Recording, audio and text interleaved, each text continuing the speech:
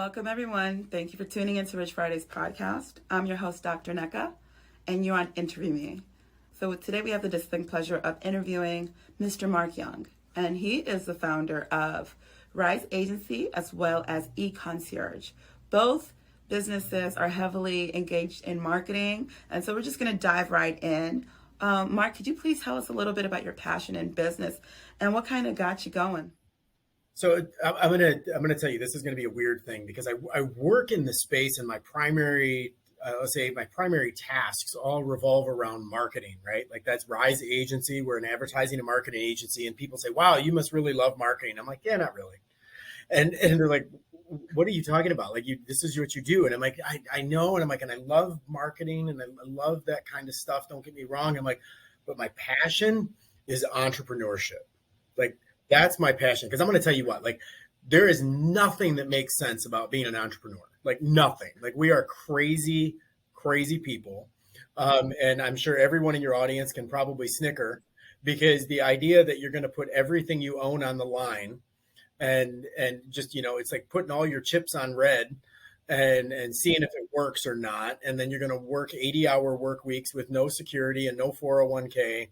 And then you're going to get up next week and do it again. Like none of that makes sense, right? Like entrepreneurs are just a strange risk-based group of people, and I love it. I absolutely love it. And I'm going to tell you, it's kind of like people who do like extreme sports. This is like extreme career. Like it is. I mean, because you don't leave at 5 o'clock. I mean, you take the work home. And I'll tell you what, the only thing weirder than being an entrepreneur is being with one. So it's like if you're dating or married to an entrepreneur, like that's next level crazy. Because the truth of the matter is because none of it is easy.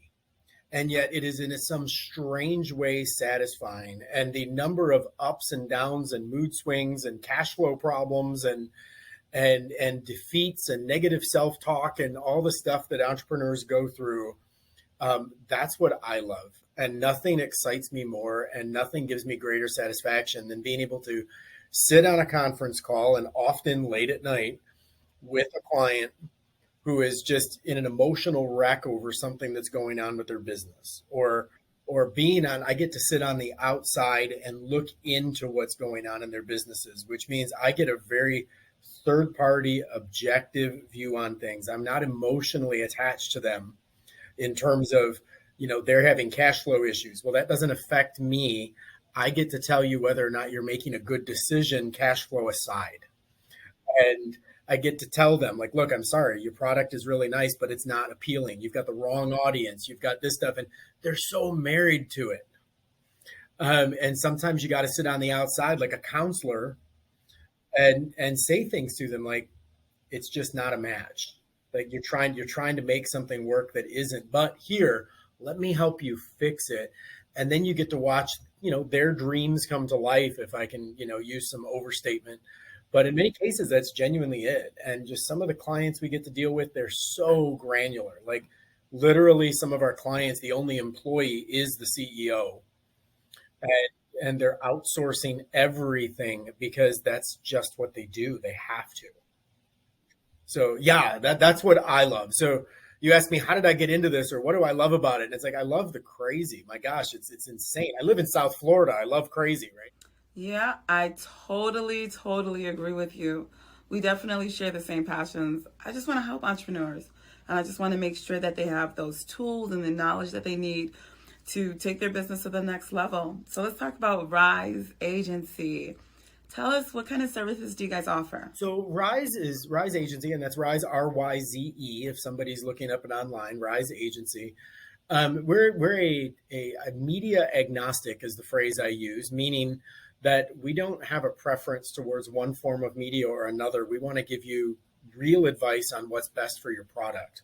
But we're a marketing agency that really focuses in the health and wellness, real natural health, natural beauty space. So our clientele is mostly people in the health space, in the beauty space, but all very much in the natural space. That is, I'm a person who is a believer in healthy living and personal accountability when it comes to things like weight loss, like like working out, like eating healthy, like taking care of your skin, you know, all of these things. And it's like, those are our clients, and they're people who are innovative. They're scientists, they're researchers, they're people who've, you know, often we get people who come in because they've invented a product to solve a problem that they had. And now they're like, oh my gosh, this worked for me. How do I get it to the rest of the world? And those are the people that we end up dealing with. So Ryze Agency really specializes in that real niche of that real startup kind of business. But so that's exciting for me because I really get to help nurture and mentor people from the starting stages of what they're working on. So I love that personally, which is cool. But like I said, we're media agnostic, and what I say to that, I make that point and I prominently say it because if I go to a social media company, what's the answer to everything? It's social media, right? And if I go to a video agency, what's the answer to everything? Well, it's video. And you know, if all I have is a hammer, everything starts looking like a nail. And the problem is that these companies get sucked into these very niche focused agencies where this is what they focus on, and I'm going to go drive your business with this one thing. And we approach it from a very agnostic standpoint of like, if digital is the right solution for you, I'm going to tell you digital. But if TV is the right solution, I'm going to tell you it's TV. And if Amazon is the right solution, I'm going to tell you it's Amazon. And we're going to approach it, and I'm probably going to tell you it's all of those things, because nothing lives in a vacuum anymore. So hiring a great video agency is great if all you want is video, and hiring a great digital agency is great if all you want is digital. But most companies, most startups, they lack the ability to, I'll use the word shepherd multiple vendors, because now you've got a social media agency, you've got an email marketing agency, you've got a digital agency, you've got a media agency, you've got a packaging print design agency, and now you've got 5, 6, 7 different companies that you're trying to make sure are giving the exact same message to the world. But you're trying to run a business. Like, who's got time to manage? That's worse than having a whole staff. So we tend to be that agency that really just tells the truth. We're going to tell you what's best for you. And if it's something that we can do, we want to do it for you. And if it's something we can't do, we're going to give you a recommendation of someone who can. But really, I will say our sweet spot is working with those small entrepreneurial brands that are hungry, that are in many cases don't even know how lost they are, because a lot of times they don't know it. They don't even know what they don't know. And that causes, crash after crash. And I will somewhat laughingly say, I've crashed into everything already, and I like using my experience to help other people from avoiding it. I totally agree with you. I used to tell my aunt all the time, listen, I'm okay, I'm learning the lesson myself. Let me learn it through other people's stories, because there's some lessons that will put you back so far, or you'll lose everything that you've worked so hard for. So it's just really imperative that us entrepreneurs and CEOs, founders, anybody who's in a leadership position who does have something to lose, be able to learn from the experiences of others, rather than, you have to try your best not to make those mistakes yourself. Absolutely. So I'd rather be the business that takes a little bit longer to launch than the one who's sitting on the side of the highway dead because I did all the wrong things, right? Yeah, the market is honestly really saturated, and it's really hard as a new business owner to know exactly what tool do I need, what tool's going to work with my workflow, what tool's going to work with my customer journey, my employee journey, the marketing system that we have in place. And you're just trying to make sure that you're using the right tool, you're not wasting time, you're not wasting money. It's just really unfortunate that this is the way things have turned out to be today. Well, and I'll say 2020 was a weird year in our industry. Obviously we all experienced 2020, and I think most of us experienced it the same way, right? It was a punch in the head to everyone. But the truth of the matter is that when 2020 came along, it proved something, and that was every small business in town got the playing field leveled, because the retail brands didn't matter anymore. Because I bought on Amazon, I bought online, and I started people started craving, and I'm going to get real existential on you. Um, People started craving relationship, and the big box brands, I would say, in many cases took a beating because that buy small, keep a small business in business kind of mindset really got to be more prevalent. And you'd see, for instance, Amazon started their small business button on each of the listings for businesses that was considered small. And I would buy, shower gel from the person who makes it out of their garage rather than buy it from Procter and Gamble. And those, because I follow that lady on social media and she seems really neat and she's raising 4 kids by herself because her husband died. Like we followed those stories. We wanted those feel good moments. And a lot of it was because we got starved of them in society, right? Like we weren't allowed to be face to face with a lot of people for a long time. And regardless of anybody's politics, nobody was able to. Like we were all starved, like it or not. Some people stayed at home because they wanted to. Some people stayed at home because they had to. Some people just tried to go out anyways and couldn't find anybody else. Like we were all starved. And social media for many people became their social lives. Now, I could go off on an entire tangent about how it needs to go back to normal and social media needs to stop being that normal, but it did. And what it did is it proved to us that people want to work with brands that have a person behind them. I want a relationship with the brand, and I don't get a relationship because I see pictures of your toothpaste every day in my social media feed. Like I don't need to see your toothpaste on Instagram.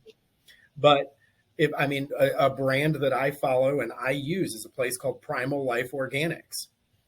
Primal Life is the most amazing oral care product line, and they're not even a client of ours, so I'm not giving a plug. I'm saying Primal Life is an amazing brand, but I know the owner, and I follow her on social media, and I watch her story and how her brand turned into what it is, and I'll follow a tooth care line. Like I'll follow them on social and I'll see their posts and I'll read their stuff. Why? Because it's good information and there's a relational connection there. And to that end, I think entrepreneurs, while they probably took a beating in 2020 if they weren't prepared for it, the ones that were solid and knew what they were up to and found the right business partners are doing really well. And I'll say our clients didn't experience any decline through everything that was going on. In fact, they've thrived because they were prepared, not even knowingly, like who saw it coming, but at the same time, they survived because they were in good places. And the majority of our clients are owner represented brands where there are stories to tell and in innovative technologies. And, through that time, people had time to read too, by the way. So they learned a little bit more. They didn't just buy what was on the shelf. Yeah. How did you start Ryze Agency? Interesting. Yeah, interesting story. So Ryze Agency was actually the second of my businesses that started.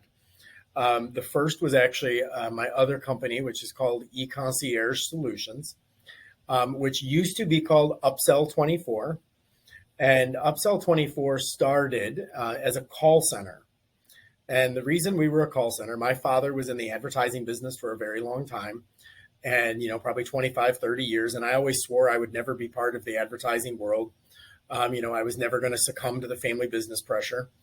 And so of all the funny things, I actually worked in higher education. I was a college professor for most of my career, which is probably why I like the teaching aspect of what I do. But having come from higher ed, I worked with him on a project just on a contractual basis. He had a client that was overreached the capabilities of what his company could handle. And he asked if I would come on and give some bench strength. And I'm like, yeah, okay, whatever. Sure, whatever, I'll play. And I saw a need because it was a national brand that was rolling out television campaigns. And they were all over television to the tune of about $500,000 a week worth of marketing, but you had to have an 800 number on there, right? So if someone wanted to call, and the entire world was all of this, international, call India, call the Philippines, call Honduras, and all the call centers are all offshore because they can get people to work cheaper, right? And I saw this opportunity. I'm like, there's so much frustration because people call and you've got language barriers, you've got training issues, you've got all of these issues with these companies that their brand was getting hurt. And in a moment of frustration, I hate to say this is what happened. I actually walked into his office one day and I said, I've had it. I'm just going to start my own call center. I can do it better than this. And he looked at me and went, oh, okay. And I went, I'm not kidding. I could do this better. And he goes, probably. I'm not joking. And he looked at me and said, then why are you still standing here? And I walked out of his office angry because he wasn't giving me the kind of attention I wanted. And I went into the room that I was using as an office at his office as my interim dig at the time. And I called a friend of mine that he used to work with. And I'm like, hey, look, I'm going to start a call center. Like, you're not working right now. Do you want to help me? And he said, sure. And I started a call center. And it all virtual, all stateside. Every person who works there is an American. Lives here in the United States. And we did all of our recruiting out of military veterans, out of stay-at-home moms, and out of a handicapped community who has problems physically being able to go to an office. And we started an entirely remote-based call center that hired people out of those recruitment pools. And we were able to answer the telephones and do a really good job for this company. And after what started as I'm going to help this client was almost 10 years ago, and I still happen to own this company. What I've found over time is that the high volume call now to order type businesses have gone away. The internet, people have gotten more comfortable with online shopping. And what we found is, I told you, we rebranded as eConcierge, is that we're a concierge level service to an e-commerce business. And e-commerce brands, online brands, Amazon brands, Shopify, whatever, they need a customer service experience because people want to know that they're being heard. And there's so many brands out there that, you get a bad shipment in the mail and, you order your lotion in the mail and it shows up exploded in the box, and you go to their website and find out there is no phone number. And then you try to contact them and all you can do is you can fill out a form and they'll get back to you within 72 hours. And you're like, okay, now what do I do with this? And they're hiding behind the internet. And we do the opposite. We put everything out there and we tell our clients, every website should have a phone number. Every website should have a text message. I should be able to text you my problem and you should be able to work with me on text message to solve it. Every website should have a web chat feature where you can get a hold of me. Facebook Messenger, Instagram DM, you name it. Open up every channel of communication because your customers need that type of concierge level service to solve their problems because every single business is a commodity nowadays. I don't care what you sell. I can buy something just like it from somewhere else. So it's white glove service or nothing. Honestly, I don't even know why companies do that. I mean, you need to have that human element, that human component, where if I have a problem as a customer, I can reach you. You were able to reach me when I paid and you received my money. So if I have a problem, be available to also solve that problem for me. And I'm not sure what's going on with businesses. If it is because do you not feel like you should have a phone number that people can reach you on? Or is it that you just don't have enough employees to handle the phones? Or maybe you're a software company that's not based in the United States and you just don't feel that it's so important for the customer, but it is. You might be right. A lot of businesses feel like they can't access that type of 24-hour stuff because it's just them. Or if I put in a phone number, people will just call to complain. And my answer is, good, find out what's bothering them. Talk to them. I love when a complaining customer calls because I'll probably get a credit card number and a bigger sale out of them by the time the telephone call ends. Right? Like, fix it. Fix that problem and make it personal. Like I personally go back and answer telephones sometimes and just for the kicks and giggles of it. And part of it just to show my team that I'm not backwards and doing the work myself. But it's like, I'll go back there and answer a telephone call with an angry customer. And get on the phone with like, oh my gosh, I am so sorry, Susie, that happened. I'd be pissed if that happened to me, Susie. And she's like, you're right. I'm like, you know what? Let's fix this. Let's get this done. I'm not going to hang up the phone with you until this is resolved, because nothing is more frustrating than having to call back, right? And she's like, oh my gosh, I can't. Then we're going to fix this for you. And you know what, Susie? I'm going to put an extra whatever in the box when it comes to you. And it's going to be expedited shipping, because you know what? I'm so sorry that whatever happened to you here, but that's not the way we do business. Our customers we're valued. I want you to go tell your friends about us. You know what? What's your favorite product we sell, Susie? And she's like, oh, well, I love the blah, blah, blah. I'm like, oh my gosh, that's my favorite too. I don't care what it is. Like, I've probably never tried it, but it's my favorite too for this phone call. And you know what? I'm going to put another one in the box, but can you do me a favor? I want you to do me a favor. Don't use the second one for you. I need you to give the second one to a friend of yours. Like, you probably got a birthday party coming up where you need a gift anyways. I want you to put that second one in a bag and give it to a friend. I just created a referral program, right? Like, and Susie's like, wow, this is amazing. What just happened? And that's the kind of like the grit, that's the type of entrepreneurial behavior that we try to teach to our entire team. But that's the kind of grit that your listeners intuitively know is what makes their business tick. Like, intuition tells you that it's okay to do that kind of stuff.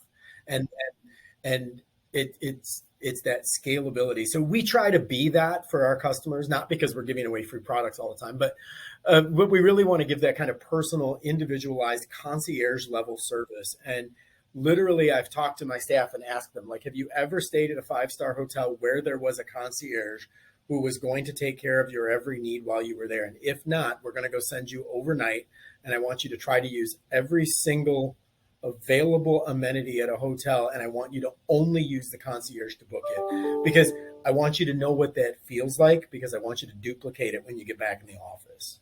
What? I totally agree. To give the 5-star concierge service for your customer service phone calls, it helps to retain customers. It makes them feel more satisfied. They're gonna want to come back because they feel good every single time. You're solving little fires that they're already frustrated. For them to pick up a phone call, they're ready to get service, and people want help now. And so if you're not able to deliver that, you're going to have some real issues. I agree. You're going to have some real issues. And I think every company kind of needs to emulate what you're doing with your staff at eConcierge. So let's talk about funding. How did you get the funding to start your businesses? So in our business, we're a bit unique in so much as we didn't. And I will say that we didn't go for outside funding. And many of your listeners, I'm sure, can refer to this. And that is, we were what you call self-funded. And that is, you put your own money where your mouth is. And, your savings goes into a business. And what do? Well, I make sure the client pays the bill on Thursday so I can write the paychecks on Friday. and that's legitimately how we started. And we grew from that. And then that was, again, eConcierge as the starting point. And what happened with eConcierge, and I will say most good businesses start because they find a need. And then from the need, like a lot of companies, I see this all the time, that they create a product, but then they're trying to figure out who to sell it to. And I try to explain, like, you're actually entering the marketplace backwards, because we shouldn't be creating a product then figuring out who to sell it to. We should be creating products that solve existing problems. And if you're solving an existing problem, then your target audience is clearly the person who has the problem. So if I'm solving a problem because dry hair is an issue, well, then I should already know who the people are that have dry hair that's causing the problem, right? Like, I should know these things. So when Ryze Agency began, it was a natural offshoot from Upsell 24. And that is, we were a call center that was already doing business with a lot of clients, but the phone didn't ring if the marketing was done bad, right? So my entire revenue was limited to however good their marketing people did their jobs. And I would find myself talking to my clients on a regular basis about, well, how are you driving phone calls? Like, what's going on? Like, I'm looking at your TV campaign and it's not that great. Like, I mean, here's some ways that you could make this better. And found myself giving away thousands upon thousands of dollars worth of free advice until one day I went, okay, dummy, like you swore that you would never get into the advertising and marketing world because that's what you grew up around and you would never join the family business, right? And I said, you know what, this is dumb. Like, this is a huge opportunity to really help my clients. And we started doing digital work for our existing client base. I went and talked to our existing clients. And for small business startups out there, you start close to home. You don't need to go hit a home run. You need to start close to home and you need to talk to the people you already know. Those are your best customers. And we went and talked to the call center clients that we had on board already and said to them, like, how can I help you? Like, what else are you doing? I'm looking at your social media. There's ways that it could be better. I'm looking at your digital marketing. There's ways it could be better. Would you give us a chance at doing that? But we do good work for you already. So we have your credibility already built. And one by one, they kept giving us their business. And then I started tapping into my own network and attending conventions and going out there and developing new business as our team started growing. And so it was very organic in the way we grew. And I say that in kind of how do I want to say, I say that as an inspiration in a lot of ways to a lot of your listeners out there who think that before they're able to start a business, they first have to go secure a big loan or a big, investor. And it's like, there's ways that you can get your business off the ground without these huge cash outlays.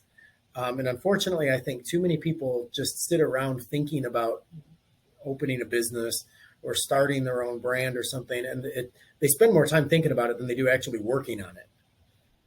And it's like, get to work, like put on your overalls and get out there. Like, quit thinking about it. You can get out there and make it happen. Don't wait for the lottery ticket. Like, get out there, start hustling, start making your contacts, start figuring out what the plan is, start learning from other people's mistakes. There's no shortage of information out in the world. I mean, Mark, I totally agree with you. That's what we call analysis paralysis.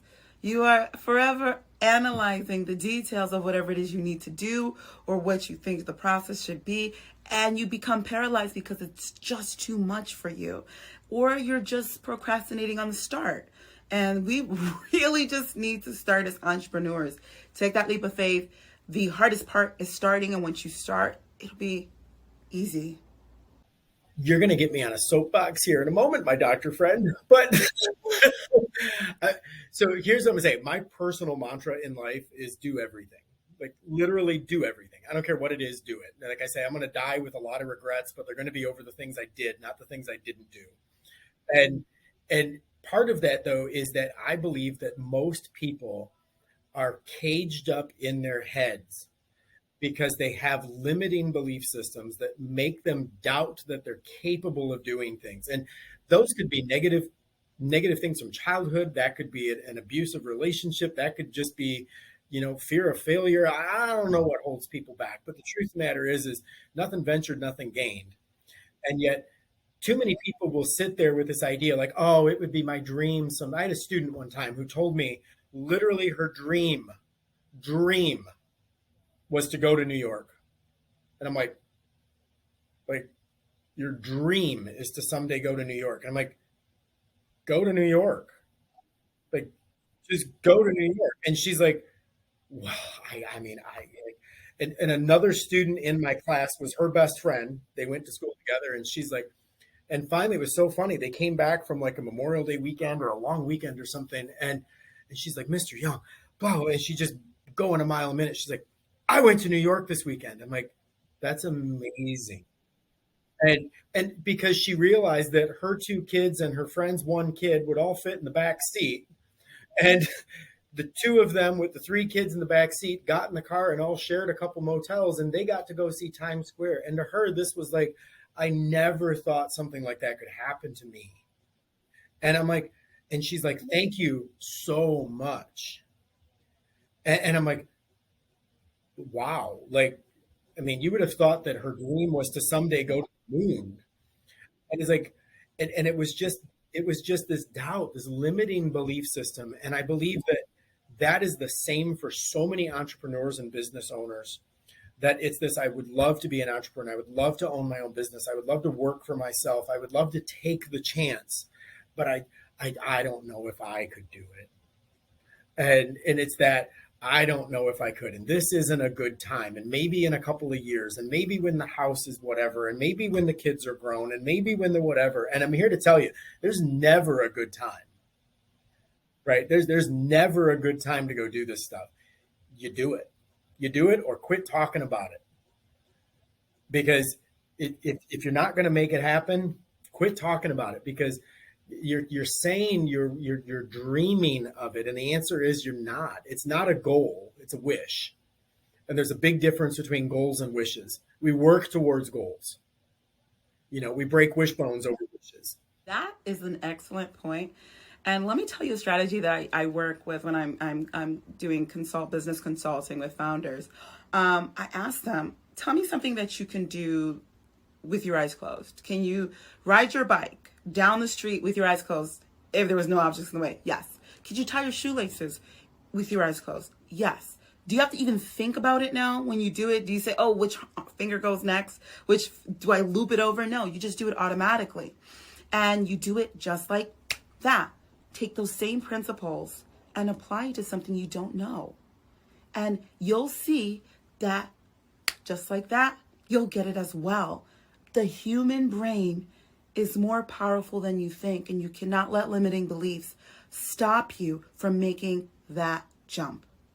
Dr. Nika, so you have just segued into my book. I don't even know if you know you did, but you did. So we're going to get there. And I'm going to say, we're going to go there, because recently, this is funny, I wrote a book called Date Your Clients. And it may sound like a bit of an edgy, provocative title, but that's entirely intentional. And the entire premise of the book is about entrepreneurship, but it's about the skill set that it takes to be a successful entrepreneur and business person, salesperson, executive, whatever you want to fill in the blank there, is the same skill set that you've already had through your entire prepubescent into adult life of dating. Because relationships are relationships. And trying to explain to people that the same way that you court a new client is the same way that you got the girl, right? It's, and I tell people, like, okay, so you've got a new client meeting this afternoon. Are you going to spend an extra 30 minutes getting ready this morning? Like, because to them, this is a first impression. To you, it's a Tuesday. Okay. But when you met that girl for the first time, I guarantee you spent at least 20 more minutes in the bathroom before you left that house. And ladies, when you met that guy, I guarantee you spent 3 extra days getting ready for that day, right? Like, it was not 20 minutes. It was 3 extra days. And don't lie. The truth of the matter is there is power in the preparation. And that the entire chapter on that first date is dedicated to comically walking through, these are the things that happen when a guy gets ready for a first date. These are things but comparing that to how much preparation did you put into your new client meeting? How much preparation did you put into your bank presentation when you were trying to raise funds? How much preparation did you put into your board meeting? Or did you phone it in because it was just another Tuesday to you? And is this just, we've already been dating for 6 months, so it doesn't matter if I shower before the movie, or do you keep dating her? Like, because you need to keep dating her. And there's a whole chapter on Friday nights or date night. I don't care if you're married, Friday nights or date nights. You take time. And the same with your clients. You don't take your client for granted because the bills show up, the checks show up on Fridays. You still woo them. Still make them remember why they chose you. And so, and the entire book, which is really funny, started out of a conversation with a client who was struggling to make some of these connections on her website. And I started writing. I'm like, you know what? Let me just write it down. I'll write you an email and show you what I'm talking about. Maybe we can get back after that. And so literally it turned into a book. But the entire conversation with her was talking about how people who she was driving traffic to a website that was a terrible website, and all she kept doing was complaining about the leads. And I was trying to tell her, I'm like, look, the best lead in the world is never going to come and be impressed by your website. So quit worrying about the leads. I'm like, let's compare this to your online dating profile. Okay. Mr. Right just showed up and you left some troll looking picture on your profile. Okay. He swiped left. He left and you don't even know why, but take a look at people's online profiles on their dating websites. Like every single image on that is perfectly chosen and curated. Okay. If not edited. Okay. They are perfect. I had dinner with a buddy of mine right around this exact same time. And he said to me, he's like, are you on Bumble? And I'm like, no, I'm not on Bumble, dude. And he's like, we got to get you on Bumble. I'm like, I'm good, but we're good. And he's like, no, we got to get you on Bumble. He goes, here's the deal. We got to pick the pictures. And he's like, you get 5 pictures. And this is all in the book, which is hilarious. He goes, you get 5 pictures. I'm like, all right. And I'm like, all right, I suppose I can find 5 pictures. He's like, no. You've got to have the 5 pictures. So the first one needs to be a picture where you look your best. Nothing too serious, but nothing too happy. Second one needs to be you, and it needs to be a picture of you smiling really big like you're really happy. Third one needs to be you with a group of people because you need to prove that you are social and you have friends. Fourth one needs to be you probably doing something goofy, showing kind of a fun side of yourself. And the fifth one, make it you with a kid because women love guys with pictures of kids. Just be very clear in the bottom that it's not your kid. And I'm looking at him going, you really do have this down to a science. Like, this is absolutely incredible. Like, you're not even an attractive guy and you got dates lined up out the door. Like, what in the hell? And I'm sitting, I'm like, this is the exact recipe for what my client was missing on her website, right? Because you would never put an ugly picture of yourself on a dating profile.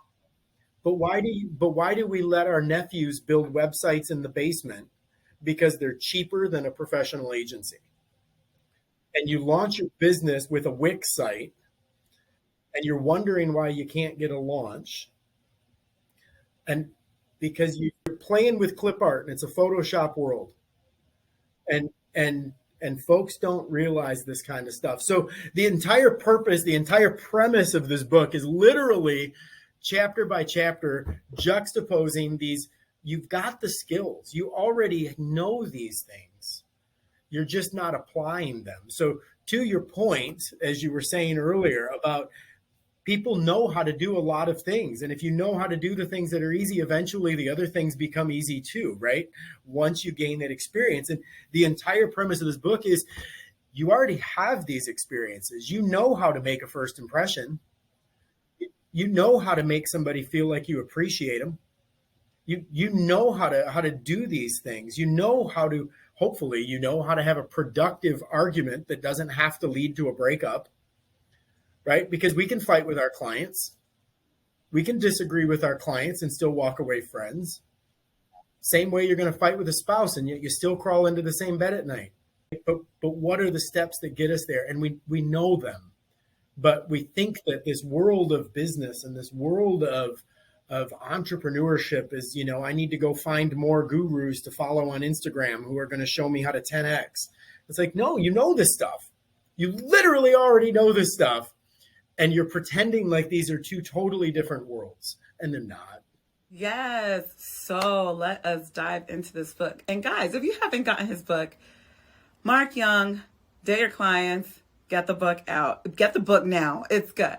It has some good tips and it really does make you think about some concepts, such as the way you've already seen things. You could apply it to your clients. And I guess it's just because it's a person you're interested in as opposed to a client. It's the same principles, but let me not steal away from you, Mark. Tell us about your favorite chapter or something you would like us to know about the book. Yeah. All right.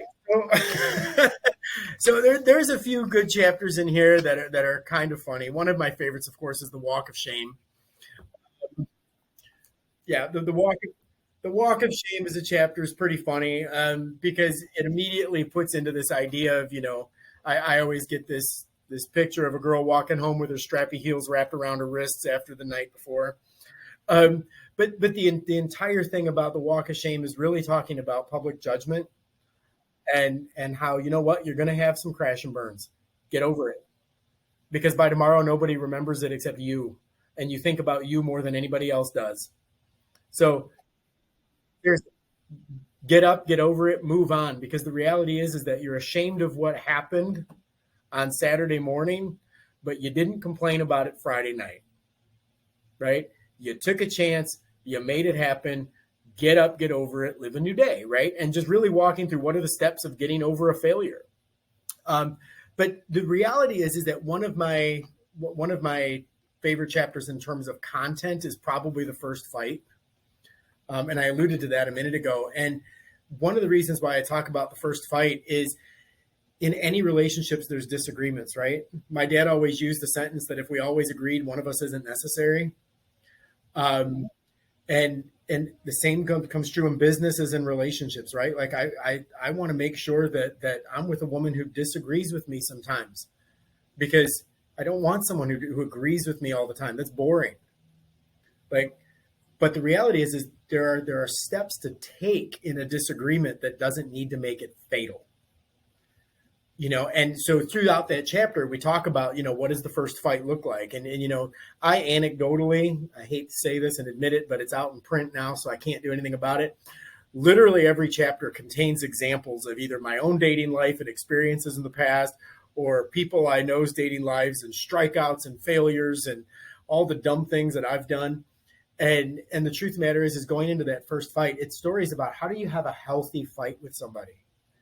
Like, when you disagree on something, how do you get to the other side of that stronger than the time before?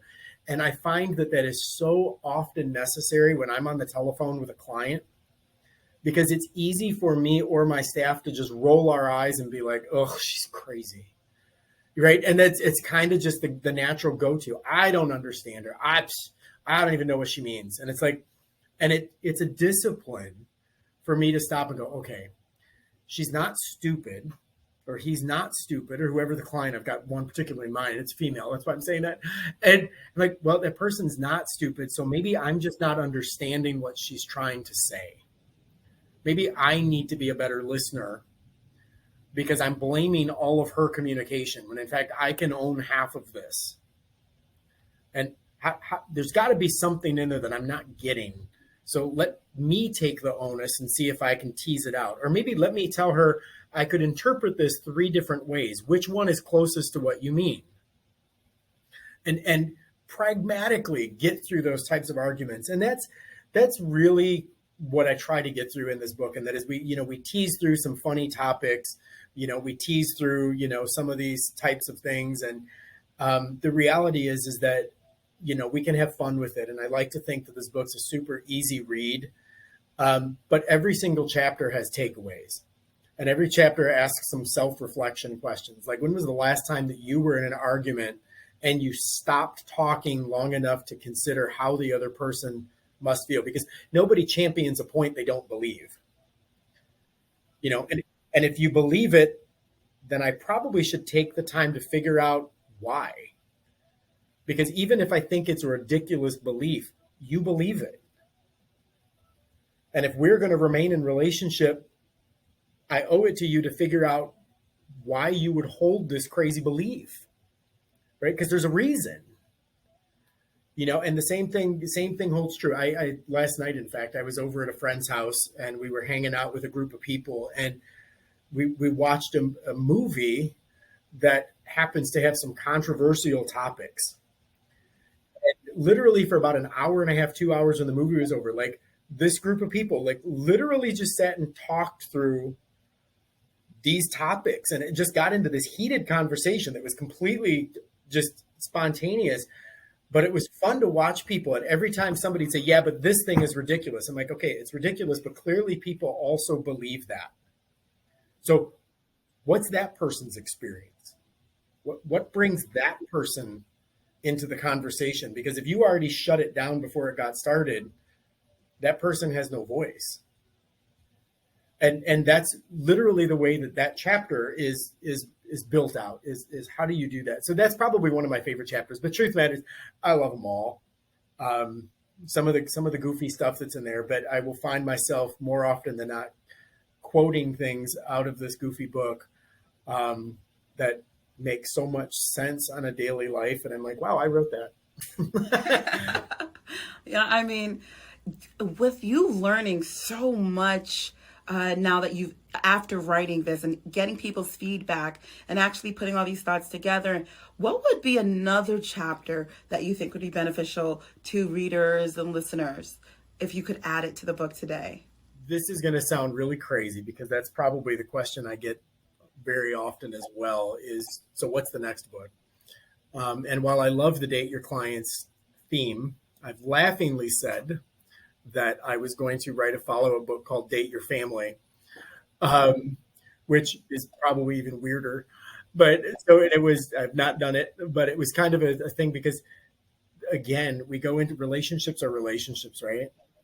And if you're fighting with a spouse about something and you're learning the art of stopping and thinking and trying to reflect on what's going on in those conversations, isn't the same kind of true when you're talking to your mom? Like, your mom says something stupid and maybe you got to sit there and rather than biting her head off, they stop and figure out, okay, why does mom believe this? Like, why is that? Like, that's weird that she would think that, and trying to back into some of that logic. And again, I'm not quite sure how to frame it there because Date Your Family is weird, but the truth of the matter is this is a juxtaposition between dating, relationships, and business. But the reality is I could write chapter by chapter through this entire book using these exact same topics and probably compare them to raising children or to dealing with parents or to, managing employees. Like, relationships are relationships. And at the end of the day, that's really what I get down to is even like with our clients, like, we're friends. Like, I'll get text messages from our clients, in crazy times of night because whatever, like the same way that they would reach out to a friend with a friend, it's not abusive, but the reality is like they're relational. It's not a transaction, it's a relation. And that's really the entire premise, that the closing of the entire book really gets into, if you took anything away from this, please take away that the most powerful relationships are not based on transactions. And we need to value the relational, not the transactional. And I say that to your audience as well, because when you're getting started in your business and when you're an entrepreneur, it's a hustle to each transaction. And relationships take longer. And relationships take a lot more nurturing and frankly, a lot more fertilizer than transactions. But if your goal is to just hustle one transaction out of another, you will be doing that for the rest of your life because nobody comes back a second time.